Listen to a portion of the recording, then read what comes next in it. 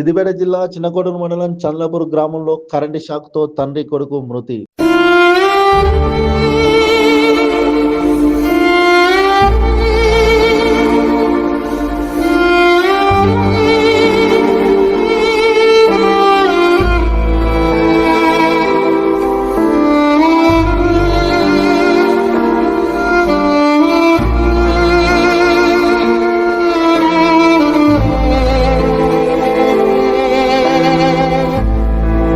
సిద్దిపేట జిల్లా చిన్నకోడూరు మండలం చంద్రపూర్ గ్రామంలో కరెంటు షాక్‌తో తండ్రి, కొడుకు మృతి.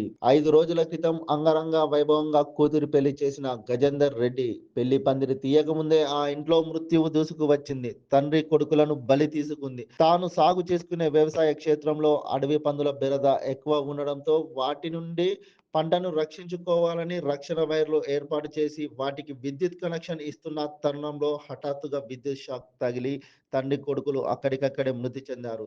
తండ్రి, కొడుకుల మృతితో గ్రామంలో విషాదం చోటు చేసుకుంది. వారి కుటుంబ సభ్యులు శోకసంద్రంలో మునిగిపోయారు.